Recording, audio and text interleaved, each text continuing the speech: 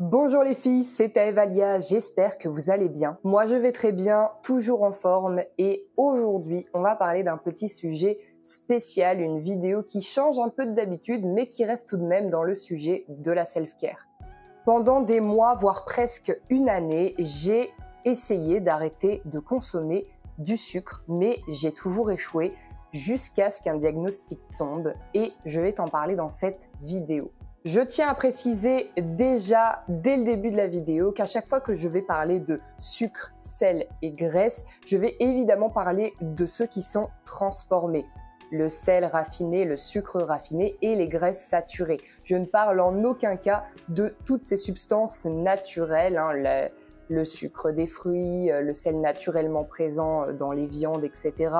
et des graisses insaturées qu'il y a par exemple dans l'avocat ou autre. Je vais te raconter mon histoire, cette phrase fait très cliché, je vais te raconter mon histoire du début à la fin de cette tentative de vouloir arrêter le sucre jusqu'à ce que j'y arrive totalement parce qu'il s'est passé quand même un bon moment. Déjà pour introduire, il faut savoir que le sucre est une réelle addiction. Je sais que les gens qui n'ont jamais baigné dans ce besoin psychologique d'en consommer voit ça un peu comme une vaste blague, mais pourtant, je vous assure que quand on est confronté à ça, et je pense que bon nombre de personnes vont se retrouver dans mon discours, on est vraiment prisonnier par la prise de sucre, c'est-à-dire que c'est la consommation des desserts à chaque repas, c'est le goûter qu'on ne loupe absolument pas, et même si on le prend en retard, quitte à ne pas avoir faim pour le dîner, c'est pas grave parce qu'il nous faut notre goûter. Voilà, c'est plein de petites choses comme ça, psychologiques, habituel. Donc justement, en parlant de ça, on va parler de la première phase, mon rapport au sucre avant ce fameux diagnostic. Mon rapport au sucre, j'étais une énorme addict, on va pas se mentir. Je consommais du sucre à tous les repas et même en dehors. Évidemment, quand je parle de sucre, tu t'en doutes, je parle pas de fruits. Je parle de gâteaux industriels, je parle de desserts industriels, je parle de yaourt, de crème, de gâteaux en tout genre. Ça pouvait être, je sais pas, je t'en cite, des brownies, des Kinder, des brioches, Enfin, la liste est longue, hein. Franchement, il y avait très peu de choses que je ne consommais pas, si ce n'est que des goûts que j'aimais pas, mais beaucoup de choses à base de chocolat, ce qui est loin d'être le moins sucré quand c'est industriel, évidemment.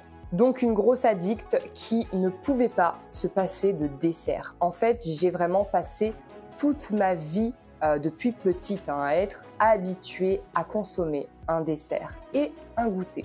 Pour t'expliquer à quel point ce fonctionnement est malsain et peut-être que des personnes vont se retrouver, j'avais beau bouffer 4000 calories dans un repas salé. En avoir jusque-là, si vraiment ça ne passait pas tout de suite, j'attendais quelques minutes et je prenais mon dessert après.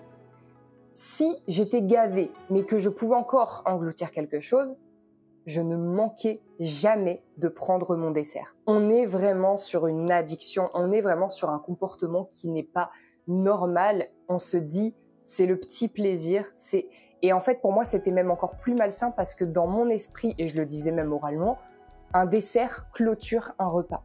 C'est compliqué quand on pense comme ça parce que c'était mon cas et du coup, psychologiquement, je n'arrivais pas à clôturer un repas dans mon esprit sans le terminer par un dessert, sans le terminer par quelque chose de sucré.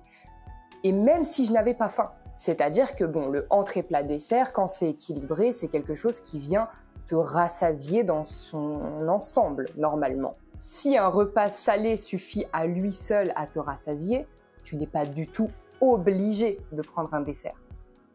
Moi, j'étais obligée. Psychologiquement, j'étais dans le besoin de clôturer le repas. Mais c'est-à-dire que ça allait même encore plus loin pour vraiment forcer le truc. J'avais même la sensation psychologique que si vraiment je n'avais pas de quoi prendre un dessert chez moi ou là où j'étais, si je n'avais pas la possibilité de prendre un dessert parce que je n'avais rien de ce qu'il fallait pour prendre un dessert, c'est-à-dire que je n'avais plus de paquet de gâteaux, je n'avais plus de crème dessert au chocolat par exemple, des fois je sortais même chercher quelque chose. Et si c'était pas possible dans l'instant T, j'allais me chercher un goûter qui pour moi, dans ma tête, faisait office de clôture pour le repas du midi. Et j'étais soulagée à cette idée de me dire, bah ça y est, le repas du midi, c'est fini, le chapitre il est fermé, on pourra passer au repas du soir éventuellement. Voilà, là, tu as vraiment mon rapport au sucre qui était extrêmement... Enfin, maintenant, j'en parle avec un... je me dis, mon Dieu, et ça a été quasiment toute ma vie. Alors, inconsciemment, une bonne partie de ma vie, et consciemment pendant presque une année. Et c'est là où j'ai commencé à me dire, c'est bizarre. Faut peut-être essayer d'arrêter ou diminuer quelque chose là. Avant septembre 2024, j'ai fait quelques tentatives de réduction qui marchaient plus ou moins. Alors, c'était l'été, donc voilà, j'étais plus tentée par des choses fraîches, du melon, de la pastèque, qui sont mes fruits préférés. Donc, forcément, j'arrivais un peu à combler ces envies par d'autres choses, même si ça ne m'empêchait strictement pas de consommer des gâteaux industriels à côté. Mais j'arrivais en tout cas à drastiquement diminuer sans avoir l'impression de le faire. Donc ça, c'était plutôt une bonne chose. Et évidemment, arrive l'automne 2024, là où la consommation de fruits diminue, en tout cas pour ma part.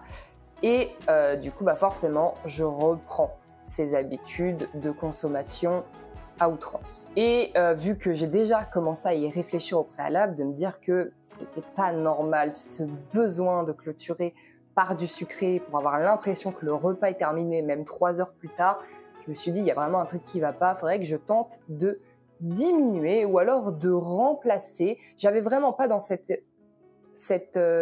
optique de me priver en fait. Je me suis dit je vais faire ça tranquillement, enfin il n'y a rien qui me dit c'est butoir, je dois arrêter là d'ici une semaine. Je prenais mon temps, j'y allais à mon rythme. Mais c'est vraiment la première fois où j'ai commencé à me dire il faut que je tente quelque chose pour diminuer, voire arrêter. Donc je commençais à tenter de réduire un petit peu vers l'automne 2024, sauf que ça a duré quoi? Une semaine, hein, je vais pas mentir. Une semaine où j'étais fière de moi parce que je mangeais un brownie par jour au lieu d'une boîte, on va dire. Ce n'était évidemment pas suffisant et j'avais quand même la sensation de me priver parce que j'en consommais, je ne remplaçais pas cette consommation, je la diminuais drastiquement. Donc du coup, j'avais pas cette sensation de c'est bien ce que je fais, j'avais la sensation du je me prive et c'est terrible. Dès qu'on a une sensation de privation, c'est là que les addictions prennent le dessus x3. Et évidemment, la suite, on la connaît. Je craque pour un énorme goûter dont je n'ai pas besoin et avec lequel je ne m'apporte rien en fait, si ce n'est que du soulagement psychologique.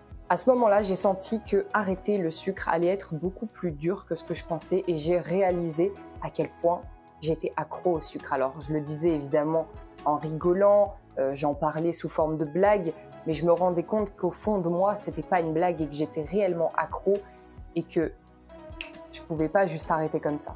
Vu que je suis quelqu'un qui a un petit peu d'ego, alors c'est quelque chose que j'essaye de corriger, mais des fois j'essaye de m'en servir en ma faveur, c'est-à-dire que je me suis dit, ok, si je rends la chose un petit peu publique, que des gens sachent ce que je suis en train de faire, je vais moins avoir cette facilité de craquer puisque je serai là en mode, de toute façon il n'y a que moi qui le sais. Là, je mettais un petit peu en avant ce que je faisais et je me sentais comme un peu obligée de respecter cette sorte de contrat. C'est un petit peu bizarre, je vous l'accorde, mais je me suis dit que ça marcherait peut-être. Et du coup, j'ai lancé sur Instagram en octobre 2024 mon propre challenge sous forme de short, un short par jour, le mois sans sucre. 26e jour de ce mois sans sucre, on démarre par le premier repas. J'ai fait un taboulé aux tomates fraîches avec une pointe de menthe que j'ai accompagné avec 2 tranches de blanc de poulet. Je précise qu'il n'y a que 0,6 g pour 100 g de sucre dans ce blanc de poulet. Comme ça, je me ferai pas harceler dans les commentaires. Et pour le repas du soir, j'ai décidé de faire des poivrons et des courgettes rondes farcies. De base, je devais faire du riz avec, mais je l'ai juste totalement oublié. C'est pas grave, il y a la viande, les légumes, c'est tout ce qui compte. C'était absolument délicieux. Le bilan de ce mois sans sucre raffiné approche, donc n'hésite pas à t'abonner, on se retrouve demain. Donc en fait, c'était des shorts courts où je présentais mes repas de la journée et mes craquages s'il y en avait. Je me donnais pour obligation de montrer publiquement mes craquages s'il y en avait. Et en fait, par ce biais, c'était un petit peu une entourloupe pour mon cerveau. en mode, bah, Coco, si tu veux pas qu'on voit que tu fais des craquages, bah, il faut pas en faire. Parce que si j'en fais, je les montre. Donc du coup, j'ai fait ça et en fait, j'avais la sensation de plus progresser que toutes mes précédentes tentatives. Donc j'étais contente, je montre voilà mes repas qui avaient quand même déjà beaucoup changé. Mais en fait, évidemment, quand on parle d'un mois sans sucre, les gens voient mon contenu et se disent « mais il y a du sucre partout en fait ». Et avec le recul, je suis totalement d'accord avec ça. Mais quand on a déjà progressé, parce que c'était le cas, en fait, j'ai vraiment la vision objective et globale dans son ensemble et j'ai une vidéo qui avait fait pas mal de vues. Forcément, avec autant de personnes qui voient une vidéo sur l'arrêt du sucre, il n'y a pas eu forcément que de la bienveillance, il y a eu beaucoup de gens qui n'étaient pas dans cette addiction au sucre et ne comprenaient pas forcément qu'il y avait déjà un effort au travers de cette vidéo.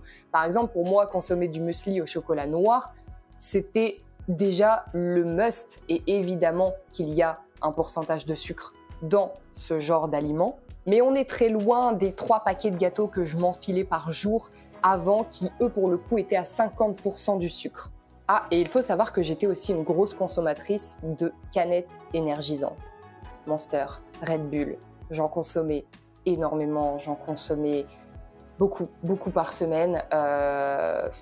Sur un week-end, on pouvait aller jusqu'à 6, ce qui est déjà énorme. Je sais qu'il y a des gens qui consomment bien plus, mais franchement, faites attention. Il y a beaucoup de risques pour la santé. Alors déjà, c'est blindé de sucre, c'est blindé d'excitants et c'est blindé de conneries en tout genre qui viennent attaquer les reins à la longue. Donc faites très attention et essayez de stopper ces merdes autant que vous le pouvez, au moins les réduire drastiquement.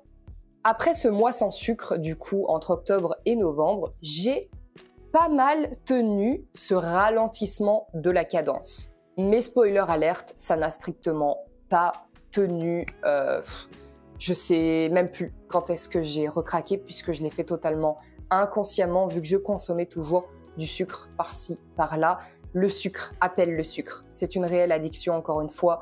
Je me répète là-dessus parce que je sais que beaucoup de gens décrédibilisent le fait que ce soit une réelle addiction. Le besoin d'en consommer est psychologique et il y a un soulagement à sa consommation, c'est une addiction. Et puis arrive février 2025 où je suis allée chez le médecin pour la fois ultime avant le diagnostic du coup de ma stéatose hépatique. Je ne vais pas rentrer dans un jargon médical extrêmement long et ennuyeux. Je vais te faire un résumé très vite fait de ce qu'est la stéatose hépatique. Il s'agit des cellules de ton foie qui sont remplies de graisse. Donc tu as le métabolisme qui est ralenti, tu digères mal, ton foie peine à faire son taf de filtre et de digestion. Donc c'est pas grave, mais c'est quand même le signe que t'y es allé, quoi. En tout cas, dans mon cas, c'était totalement justifié et ça répondait à beaucoup de mes questions sur mon métabolisme, sur ce qui se passait dans mon corps, sur le pourquoi, du comment, de quelques petits bouts de symptômes de par-ci par-là que j'avais. Évidemment, avec un diagnostic pareil, alors ça a beau ne pas être très grave, il faut quand même mettre en place des changements dans sa vie après un tel diagnostic. Et quand je dis changement, je parle de changement alimentaire. Avec la stéatose, en soi, si on ne se régule pas et qu'on vit dans le déni, on consomme ce qu'on veut. Mais alors, c'est pas sans problème pour la digestion, c'est pas sans peiner tout le temps parce que du coup, tu as des pertes d'appétit puisque tu peines à digérer, tu as la sensation d'être plein quasi constamment. C'est vraiment faire un mauvais choix de vie que de vivre dans le déni avec une stéatose, je trouve. Pour ma part, j'ai pas du tout opté pour cette option. J'ai opté pour c'est un signe.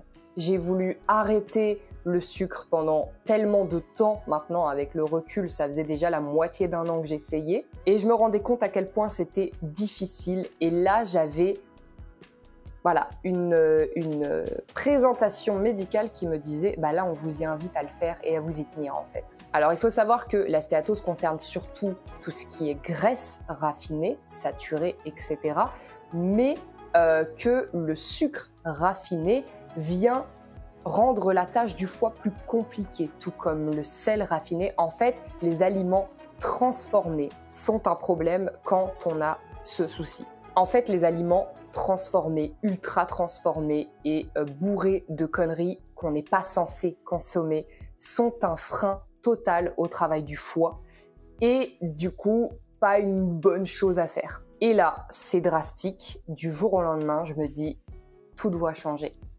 Tout doit changer, je dois faire en sorte de préserver ma santé. En fait, c'était plus du tout une question d'ego à montrer aux gens que j'arrêtais le sucre. C'était plus du tout une question de « Ah, c'est quand même chiant de prendre du dessert à tous les repas. Ah, c'est pas trop normal de devoir se dire que c'est clôturé que dans cette condition. » Là, j'avais engagé un capital santé. Là, si je décidais de rien faire, je décidais honteusement de me mettre dans un état de santé qui était mauvais volontairement. Et j'en suis pas du tout à ce point dans ma tête. J'ai vraiment pris la chose au sérieux tout de suite. J'ai changé l'entièreté de mon alimentation et j'ai commencé à regarder ce qu'il y avait partout. Partout, partout. Alors, au début, tu passes pour une malade et tu y passes 3 heures, mais avec l'habitude, tu sais ce qui est bon pour toi, tu sais ce que tu peux consommer, ce que tu ne peux pas consommer. Et je vous assure que ça fait peur. Même dans des aliments salés transformés, il y a du sucre raffiné. Il y en a absolument partout. Ça ne m'étonne pas qu'il y a une armée de personnes accros à cette merde. Parce qu'il y en a vraiment partout en fait. Et c'est pareil pour les graisses saturées, c'est pareil pour le sel transformé, c'est pareil pour tout. Donc concrètement, est-ce que c'est parce que j'ai eu ça que j'ai arrêté le sucre raffiné? Eh ben, ça m'y a encouragé, mais la décision venait tout de même de moi et de ma volonté dans ma tête, ce que je n'avais jamais réussi à faire jusqu'à maintenant. Donc comment j'ai fait? J'ai commencé à chercher tout ce que j'aimais. Qu'est-ce que j'aimais dans le sucre? Alors moi, je suis une chocolate lovers. Le chocolat, c'est tout pour moi. J'ai envie de dire, c'est vraiment incroyable, le goût du chocolat, la sensation d'en manger, c'est quelque chose dont je ne pouvais pas me passer. Alors par chance, j'aimais déjà le chocolat noir. J'avoue que ça m'a aidé pour faire la transition, mais j'ai appris à tout faire maison. Alors, ce qui n'est pas fait maison ou faisable maison, en tout cas par moi, je l'achète de la manière la plus clean possible, c'est-à-dire sans conneries ajoutées dedans, mais j'ai remplacé énormément de choses en fait. Il s'agit pas de grand chose, mais en fait ce qui te rend accro, c'est le sucre raffiné, strictement pas le sucre naturel et non raffiné. Donc évidemment, des fruits, si tu kiffes ça, tu peux y aller autant que tu veux. Mais pour ce qui est des desserts chocolatés, pour ma part, eh bien j'ai appris à tout changer et à tout faire moi-même. Par exemple, aujourd'hui, je fais mon brownie au chocolat noir, aux noix de pécan, et j'ai tout simplement remplacé tout ce que je ne peux pas consommer. C'est-à-dire que j'ai remplacé tout le sucre blanc par du sucre roux de canne non raffiné ou du sucre complet. J'ai remplacé la farine blanche par la farine complète parce que du coup, tout ce qui est farine blanche, donc le pain blanc, la farine, les pâtes blanches, etc., contiennent du sucre, c'est transformé. Donc voilà, du coup, pâte complète, riz complet. Tout ce qui est sauce, tomate, ultra transformée parce que oui, c'est assez bourré de sucre. Eh bien, j'achète des tomates pelées et je fais moi-même les choses. Et en fait, ça demande du temps, ça demande une adaptation qui est colossale. Je ne suis pas là pour mentir. Ça a été vraiment dur au début de me dire que j'allais perdre un temps phénoménal en cuisine. Mais au début, on perd du temps parce qu'on est dans l'apprentissage et qu'on a l'impression de peiner pour tout faire. Par contre, quand le résultat est à la hauteur, mon premier bon brownie, parce qu'il y en a eu 3-4 avant qui étaient pas terribles, qui étaient tout secs. Par exemple, il fallait que je chope les tips. Quand on utilise de la farine complète, les desserts sont plus secs en général. Mais du coup, je me suis renseignée sur des sites de recettes, sur des alternatives et j'ai vu qu'ajouter de la poudre d'amande rendait le dessert plus moelleux. Et effectivement, c'est ce que je fais, ça marche. Et en fait, c'est plein de petites choses comme ça qui me rendent fière du coup parce que je suis toujours apte à consommer. Je consomme des trucs que j'aime et je ne nourris plus cette addiction pour le sucre puisque je ne consomme plus le sucre qui me rendait accro. Et aujourd'hui, très souvent, j'ai toujours un peu des envies de dessert. C'est pas systématique contrairement à avant et je ne prends quasiment plus de goûter.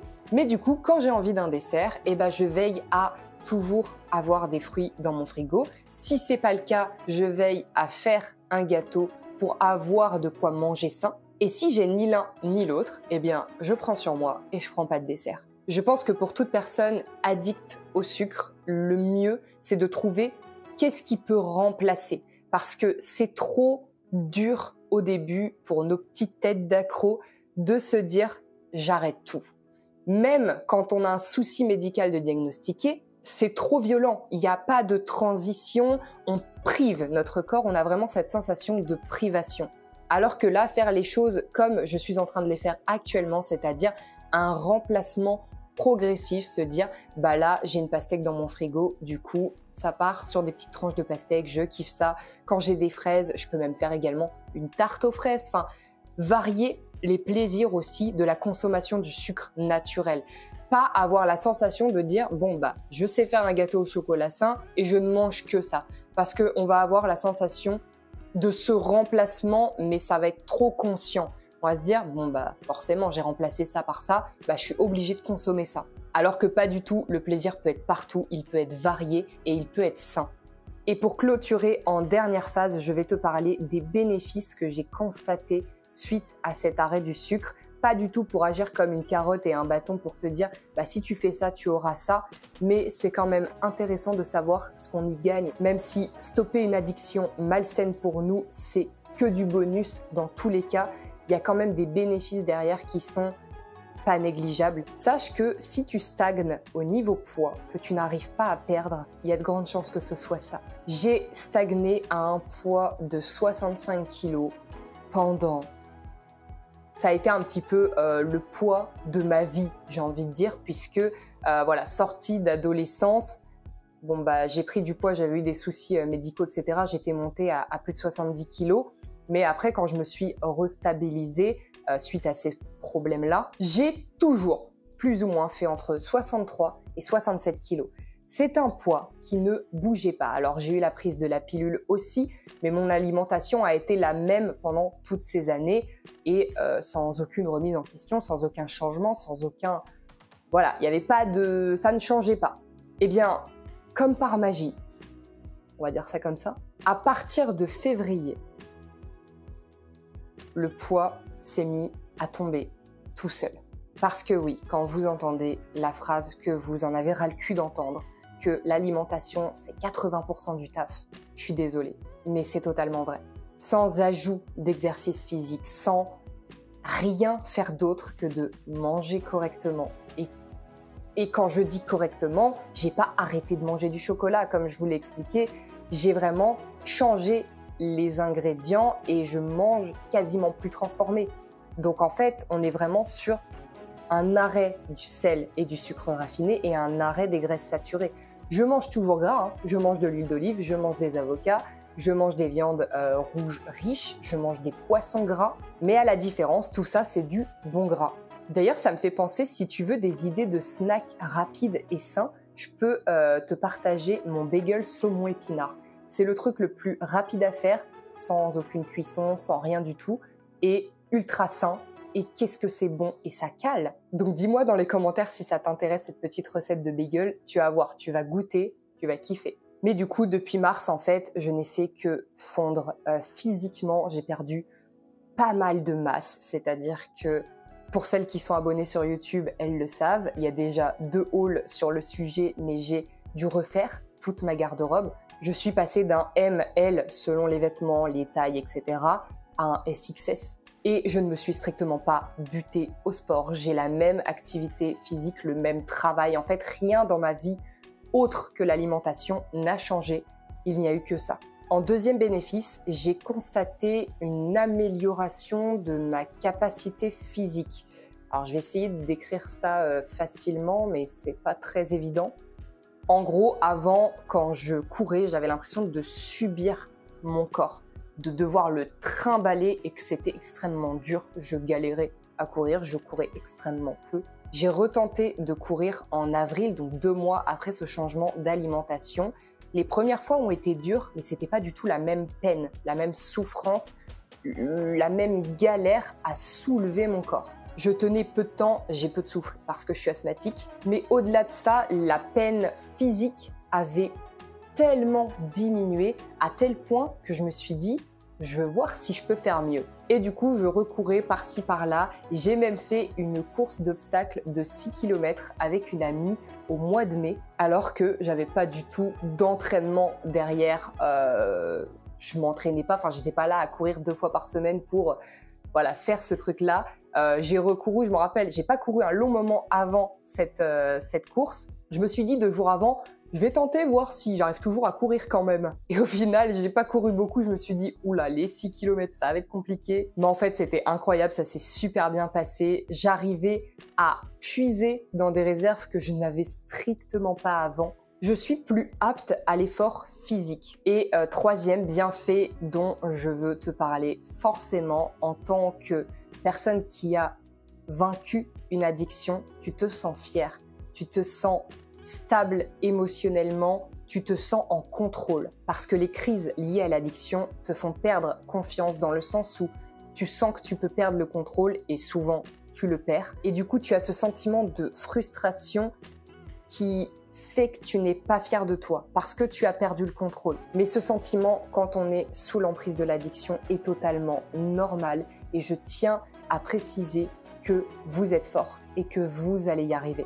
Et que le message de la fin, c'est que si moi, j'ai réussi à le faire alors que depuis petite, je baigne dans cette addiction sans même le savoir, vous pouvez totalement y arriver. J'ai réussi à quasiment 25 ans. Il y a des personnes qui y arrivent à 40, 50 ans. Tu peux aussi y arriver. Et voilà, je pense t'avoir partagé l'ensemble de mon histoire sur l'arrêt de ma consommation du sucre raffiné. Le sucre raffiné peut sembler impossible à arrêter, mais je vous jure que j'ai échoué et j'ai fini par réussir avec plein de petits changements simples et en étant bien accompagné, en posant les questions aux bonnes personnes, je pense que tout le monde peut y arriver. Si le contenu de la vidéo t'a plu, n'hésite pas à la liker. Je t'invite à t'abonner à ma chaîne, je sors une vidéo sur le contenu self-care par semaine. Et je t'invite à me partager quel est ton rapport au sucre dans les commentaires. En attendant la prochaine, je te fais plein de bisous et n'oublie pas que tu es la personne la plus belle de ta vie.